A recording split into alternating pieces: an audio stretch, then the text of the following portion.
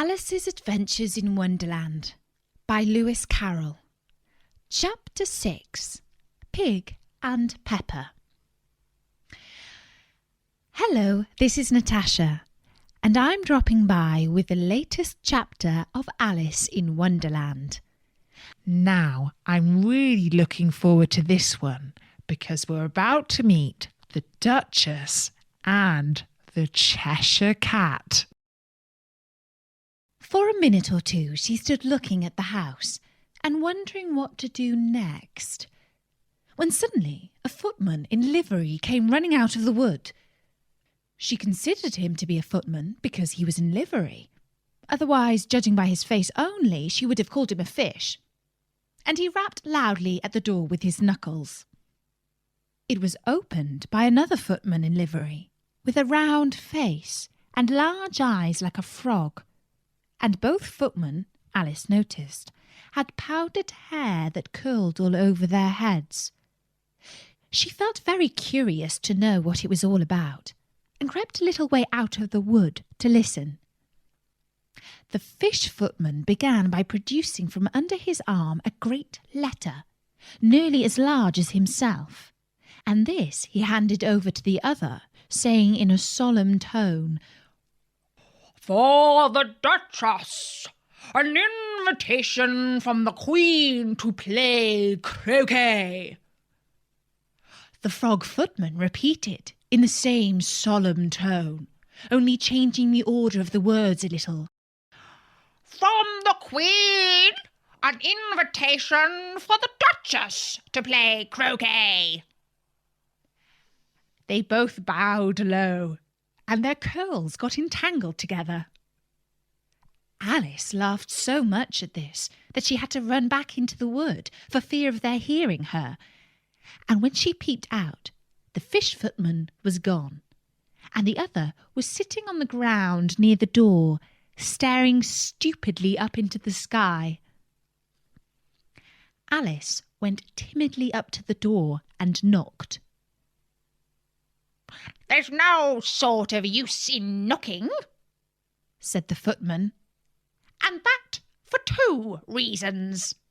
First, because I'm on the same side of the door as you are. Secondly, because they're making such a noise inside, no one could possibly hear you." And certainly there was a most extraordinary noise going on within, a constant howling and sneezing, and every now and then a great crash, as if a dish or kettle had been broken into pieces. "Please then," said Alice, "how am I to get in?" "There might be some sense in you knocking," the footman went on without attending to her, "if we had the door between us. For instance, if you were inside, you might knock, and I could let you out, you know." He was looking up into the sky all the time he was speaking, and this Alice thought decidedly uncivil. "But perhaps he can't help it," she said to herself. "His eyes are so very nearly at the top of his head. But at any rate, he might answer questions." "How am I to get in?" she repeated aloud. "I shall sit here," the footman remarked, "till tomorrow." At this moment the door of the house opened and a large plate came skimming out, straight at the footman's head. It just grazed his nose and broke to pieces against one of the trees behind him. "Oh, next day, maybe," the footman continued in the same tone, exactly as if nothing had happened. "How am I to get in?" said Alice in a louder tone. "Are you to get in at all?" said the footman. "That's the first question, you know." It was, no doubt, only Alice did not like to be told so. "It's really dreadful," she muttered to herself, "the way all creatures argue. It's enough to drive one crazy."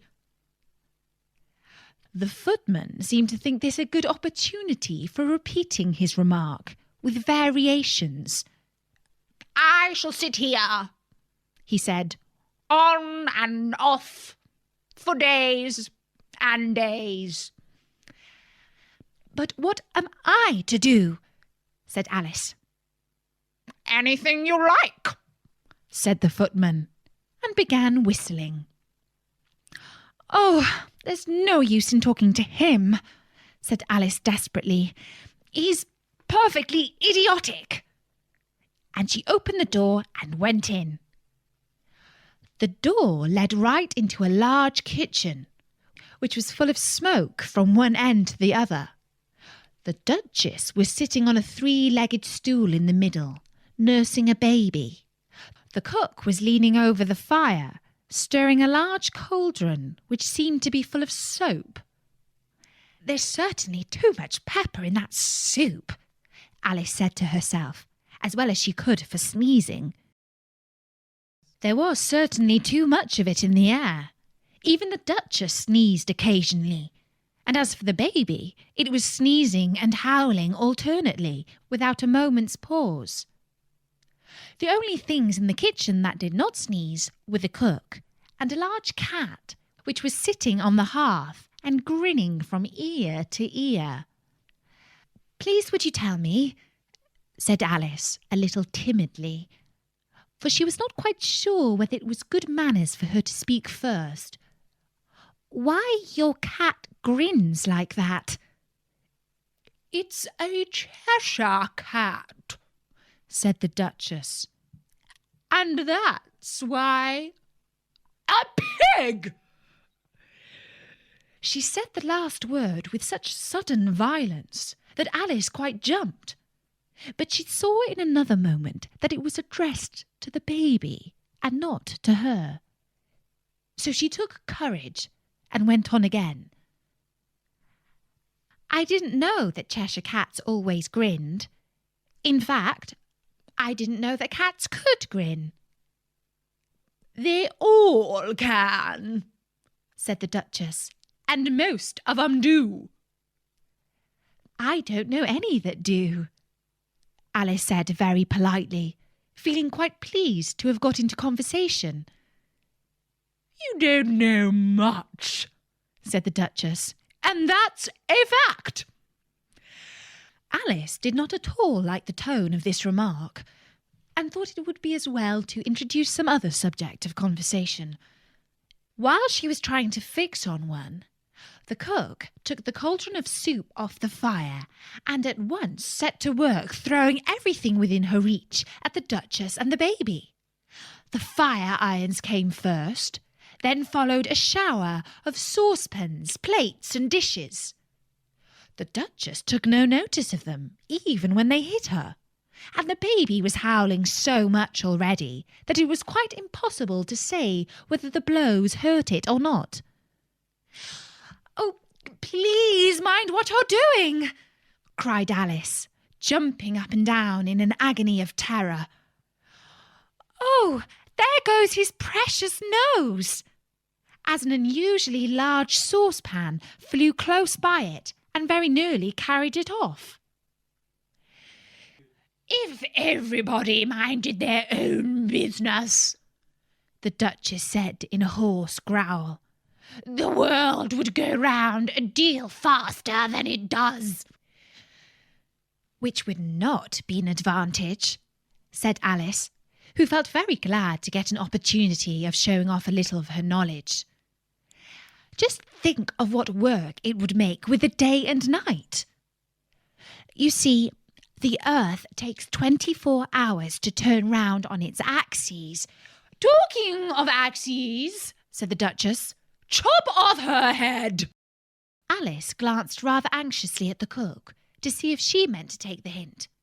But the cook was busily stirring the soup and seemed not to be listening. So she went on again.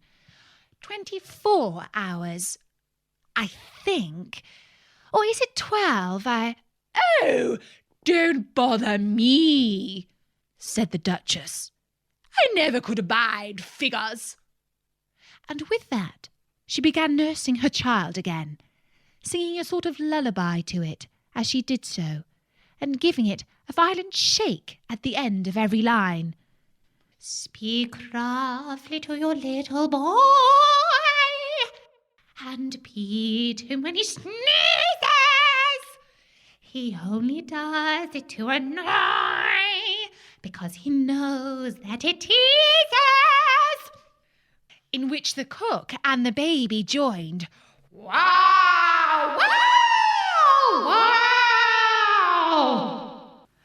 While the Duchess sang the second verse of the song, she kept tossing the baby violently up and down, and the poor little thing howled so that Alice could hardly hear the words. I speak severely to my boy. I beat him when he sneezes, for he can thoroughly enjoy the pepper when he pleases. Wow, wow, wow. Here, you may nurse it a bit if you like, the Duchess said to Alice, flinging the baby at her as she spoke. I must go and get ready to play croquet with the Queen. And she hurried out of the room. The cook threw a frying pan after her as she went out, but it just missed her. Alice caught the baby with some difficulty, as it was a queer-shaped little creature, and held out its arms and legs in all directions. Just like a starfish, thought Alice. The poor little thing was snorting like a steam engine when she caught it, and kept doubling itself up and straightening itself out again, so that altogether, for the first minute or two, it was as much as she could do to hold it. As soon as she had made out the proper way of nursing it, which was to twist it up into a sort of a knot, and then keep tight hold of its right ear and left foot so as to prevent its undoing itself, she carried it out into the open air. If I don't take this child away with me, thought Alice, they're sure to kill it in a day or two. Wouldn't it be murder to leave it behind? She said the last words out loud, and the little thing grunted in reply. It had left off sneezing by this time. Don't grunt, said Alice. That's not at all a proper way of expressing yourself. The baby grunted again, and Alice looked very anxiously into its face to see what was the matter with it. There could be no doubt that it had a very turned-up nose, much more like a snout than a real nose. Also, its eyes were getting extremely small for a baby. Altogether, Alice did not like the look of the thing at all. But perhaps it was only sobbing, she thought, and looked into its eyes again to see if there were any tears.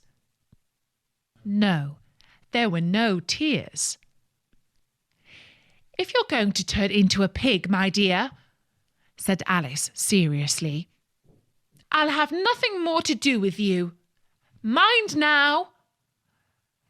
The poor little thing sobbed again, or grunted, it was impossible to say, and they went on for some time in silence.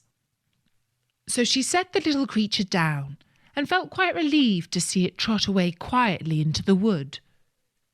If it had grown up, she said to herself, it would have made a dreadfully ugly child. But it makes rather a handsome pig, I think. And she began thinking over other children she knew, who might do very well as pigs, and was just saying to herself, if only one knew the right way to change them, when she was a little startled by seeing the Cheshire Cat sitting on a bough of a tree a few yards off. The cat only grinned when it saw Alice. It looked good-natured, she thought. Still, it had very long claws and a great many teeth, so she felt that it ought to be treated with respect. Cheshire Puss, she began, rather timidly, as she did not know at all whether it would like the name. However, it only grinned a little wider. "Come, it's pleased so far," thought Alice, and so she went on. "Would you please tell me which way I ought to go from here?" "That depends a good deal on where you want to get to," said the cat. "I don't much care where," said Alice. "Then it doesn't matter which way you go," said the cat. "So long as I get somewhere," Alice added as an explanation. "Oh, you are sure to do that," said the cat, "if you only walk long enough." Alice felt that this could not be denied, so she tried another question. "What sort of people live about here?" "In that direction," said the cat, waving its right paw around, "lives a hatter, and in that direction," waving the other paw, "lives a March hare. Visit either you like. They're both mad." "But I don't want to go among mad people," Alice remarked. "Oh, you can't help that," said the cat. "We're all mad here. I'm mad. You're mad." "How do you know I'm mad?" said Alice. "You must be," said the cat, "or you wouldn't have come here." Alice didn't think that proved it at all. However, she went on. "And how do you know that you're mad?" "To begin with," said the cat, "a dog's not mad. You grant that?" "I suppose so," said Alice. "Well then," the cat went on, "you see, a dog growls when it's angry and wags its tail when it's pleased. Now I growl when I'm pleased and wag my tail when I'm angry. Therefore, I'm mad." "I call it purring, not growling," said Alice. "Call it what you like," said the cat. "Do you play croquet with the Queen today?" "I should like it very much," said Alice, "but I haven't been invited yet." "You'll see me there," said the cat, and vanished. Alice was not much surprised at this. She was getting so used to queer things happening. While she was looking at the place where it had been, it suddenly appeared again. "By the by, what became of the baby?" said the cat. "I'd nearly forgotten to ask." "It turned into a pig," Alice quietly said, just as if it had come back in a natural way. "I thought it would," said the cat, and vanished again.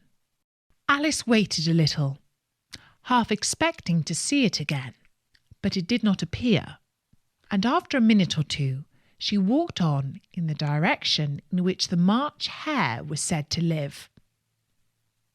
"I've seen hatters before," she said to herself. "The March hare will be much the most interesting, and perhaps as this is May, it won't be raving mad. At least not so mad as it was in March." As she said this, she looked up, and there was the cat again, sitting on a branch of a tree. "Did you say pig or fig?" said the cat. "I said pig," replied Alice. "And I wish you wouldn't keep appearing and vanishing so suddenly. You make one quite giddy." "All right," said the cat. And this time it vanished quite slowly, beginning with the end of the tail and ending with the grin, which remained some time after the rest of it had gone. Well, I've often seen a cat without a grin, thought Alice. But a grin without a cat? It's the most curious thing I ever saw in my life. She had not gone much farther before she came in sight of the house of the March Hare.